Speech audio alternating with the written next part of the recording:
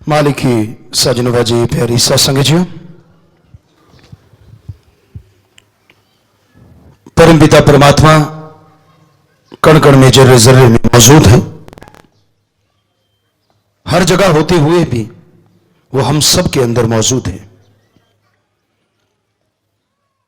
शास्त्र नाम शाह मस्तान जी के रहमो करम से हमने सभी धर्मों को पढ़ा और सभी धर्मों में यही बात लिखी है, यही वचन लिखे हैं कि ओम अल्लाह वाहिगुरु गॉड कण कण में जर्रे जर्रे में हर जगह रहता है।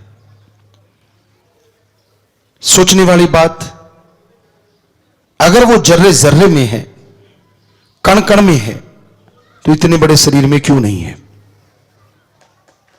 तो 100% सच यही है कि हमें उसे बाहर नहीं अपने अंदर ढूंढना है। हम सबके अंदर वो है, पर उसको देखने के लिए आंखें बनानी है उसके काबे। आंखें हमारे हैं, लेकिन ये सारा दिन फानी दुनिया दिखती है। जो दिखता है, जो नजर आता है, उसमें बदलाव निश्चित है। हर संभव प्रयास करने के बावजूद उसमें बदलाव आएगा ही आएगा। लेकिन इन आंखों को राम नाम में लगा दो, ईश्वर की भक्ति में लगा दो, दुनियादारी की तरफ से बंद करके जब उसकी याद में इसे लगाते हो तो ये अंदर खुलती हैं। और जब ये अंदर खुलती हैं तो आपको वो दिखाती हैं जिसमें कभी कोई बदलाव नहीं आता।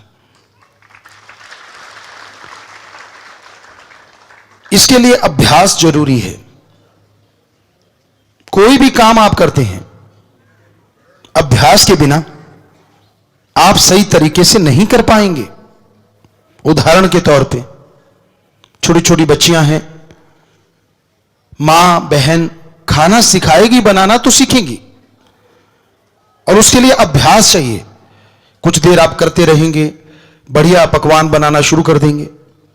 भाइयों की तरफ आपके पिता भाई जो भी कार्य करते हैं, दुकानदारी है, बिजनेस व्यापार है, खेती बाड़ी है, वो आपको सिखाएंगे। पहले उस्ताद मास्टर वही हैं, आपको सिखाएंगे बेटा कैसे हल चलाना है, कैसे दुकानदारी होती है, कैसे बिजनेस होता है। और अगर आप पढ़ते हैं तो स्कूल में टीचर आपको पढ़ाएंगे कि क्या होते हैं ये अक्षर, क्या मतलब है इनका। तो वो सब आप सीखते जाएंगे। आगे अभ्यास जरूरी है। कोई भी किसान अपने बच्चे को बता दे कि ऐसे ऐसे बीज बोना है, ये सब करना है, तो 6 महीने कम से कम वो उसके मेहनत करेगा। दुकानदार को बता दे कि ये ट्रिक है, ऐसे दुकानदारी चलेगी, अगर वो उस पर अमल करेगा तभी ना। ऐसे बिजनेस व्यापारी स्कूल में बच्चों को टीचर पढ़ाते हैं, अब उसको फॉलो करेंगे तभी वो फर्स्ट डिवीजन या आगे बढ़ेंगे।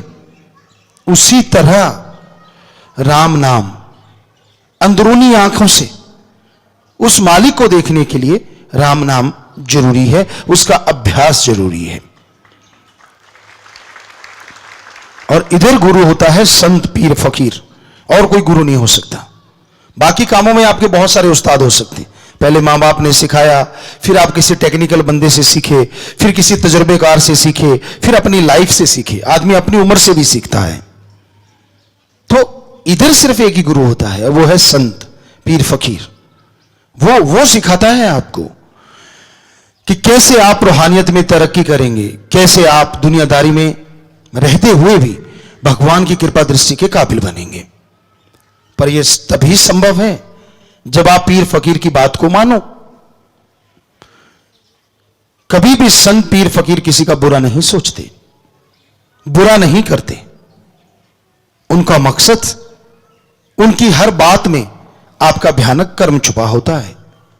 कई बार ऐसा होता है वो बात आदमी को पसंद नहीं आती, आदमी को गलत लगती है, लेकिन उससे क्या मालूम, वो जो अपने पीर फकीर को, अपने गुरु को आपने गलत समझा कि यार ये तो बात ही गलत है, ऐसा तो होना ही नहीं चाहिए, वो जितनी देर आपने वो किया, वो भयानक कर्म उतनी देर में कट गया। ये तो संत जानते हैं या राम जानता है। इंसान को इस बारे में बिल्कुल भी पता नहीं होता। कई बार संत पीर फकीर कोई ऐसा खेल रच देते हैं अपने मुरीदों को, अपने शिष्यों को भयानक कर्मों से बचाने के लिए, वो भी राम के हुक्म से, ईश्वर के हुक्म से, जो कि ज़ाहिर तौर पे अच्छा नहीं लगता, दिखने में बड़ा अजीब सा लगता है, सुनने में अजीब लगता है, लेकिन दिखने में तो सांप बड़ा सुंदर लगता है। बच्चे से आप छीन लेते हो, उसको लगेगा यार बड़ा काला था, बड़े फेस पे डिजाइन किए हुए थे, यार इतना खूबसूरत था, ये माँ बाप को अकल नहीं है, मेरे से क्यों छीन लिया, मेरे पास आ रहा था। पर आपको तो पता है ना कि उसका एक डंक आपके बच्चे की मौत का कारण बन सकता है। अब बच्चा आग के दहकते अंगार को पकड़ता है, बड़ा सुर्ख है, बड़ा खूबसूरत लगता है, अगर देखने में देखें तो आप उससे आग का अंगार दूर कर देते हैं, तो बच्चा गुस्से में सोचता है यार बड़े अजीब माँ बाप है, इतनी सुंदर चीज मेरे से दूर कर दी। पर आपको क्या लगा, पता है आपको कि बच्चे ने उठा लिया तो जल जाएगा। उसी तरह बहुत सारी चीजें आपको बड़ी खूबसूरत लगती हैं, बड़ी सुंदर लगती हैं, आपको तो लगता है यार संतों ने ये क्यों रोक दिया, ये नहीं रोकना चाहिए था। आप करते हैं आपस में बैठ के कई बार चर्चा, ये नहीं रोकना चाहिए, ये ना होता ना फिर तो कमाल होती, वो ना होता ना तो कमाल होती। आपको क्या पता वो जहरीला नाग हो, क्या पता जलता हुआ दहकता हुआ अंगार हो। ये तो पीर फकीर जानता है, उसकी आंखें हैं कि ये आने वाली लाइफ में आपके लिए कितना नुकसानदायक होगा, कितना खतरनाक होगा। पीर फकीर बुरा करेगा तो क्यों, उसको क्या मिलने वाला है, भला करेगा तो भी कुछ मिलना नहीं बाहर से तो। लेकिन जिस तरह आपके मदर फादर हैं, आपके माता पिता रहे, उनकी जो ड्यूटी रही आपको पालना पोषना, आपको बड़ा करना, आपके लिए खाना देना, आपको पढ़ाना सही टाइम पे, ये उनका कर्तव्य है, ये उनका फर्ज है, और वो निभाते हैं। कोई अच्छे से निभाता है, कोई ढंग से नहीं निभाता। लेकिन संतों का कर्तव्य होता है पूरे समाज को, पूरी सृष्टि को मालिक से जोड़ना, भटकी हुई जीवात्मा को वापस परमपिता परमात्मा से मिलाना, इंसान की जिंदगी में दुख ना आए, पहाड़ जैसे कर्म उसे भोगने ना पड़े, उनसे बचाने के लिए हर कदम उठाना, हर प्रयत्न करना, यह संतों का काम होता है। मां बाप तो शिक्षा कम ज्यादा भी दे सकते हैं, दो बच्चों में भेदभाव भी कर सकते हैं, बेटे बेटी में भेदभाव होता है, हमने बहुत जगह देखा है। लेकिन संत कभी किसी से कोई भेदभाव नहीं करते, 100% सबको एक जैसा ज्ञान बख्शते हैं, एक जैसा नाम बख्शते हैं, एक जैसी सेवा करने की प्रेरणा देते हैं। अब निर्भर करता है इंसान पे, कौन कितना करता है सुमरन, कौन कितनी करता है सेवा, कौन कितनी लगन से ईश्वर की भक्ति में समय लगाता है। ये तो हर कोई मर्जी का मालिक है, अपने हिसाब से हर कोई कर्म करता है। तो ये इंसान अपने ढंग से सोचता है, वो आजाद है, कोई उसे रोक नहीं सकता। लेकिन संत सबका भला ही सोचते हैं, भला ही करते हैं। उसको कई बार दिखता नहीं, उसे कई बार नजर नहीं आता, लेकिन बिना बताए, बिना आभार जताए, बिना एहसान जताए वो सबका भला करते चले जाते हैं। एक संत होता है जो बुराई भूल जाता है। समाज में आप सब बैठे हैं, किसी भी बंदे ने अगर आपको एक गाली दी हो, जिंदगी भर आप भूलेंगे नहीं, क्योंकि संतों के वचन भी हैं, जुबान का घाव कभी भरता नहीं, तीर तलवार के घाव भर जाया करते हैं। लेकिन संत एक ऐसे होते हैं जो आपके पाप कर्मों के घाव भुला देते हैं और आपकी अच्छाई को हमेशा गिनाते रहते हैं। यही फर्क होता है उनमें और दुनियादारी के आम इंसान में। और कोई कुछ अलग से निशानियां नहीं होती। हां, जिसकी आंखें बन जाए उनको बहुत निशानियां मिलती हैं, उन्हें बहुत कुछ नजर आता है, लेकिन वो तो आंखें बनने की बात है। इंसान जैसा खुद होता है सामने वाले को वैसे ही तराजू में तोलता है, ये पक्का है। जैसी खुद की हैबिट होती है, उसको लगता है दुनिया वैसी ही है, वो कभी नहीं सोचता दुनिया इससे हटके भी हो सकती है।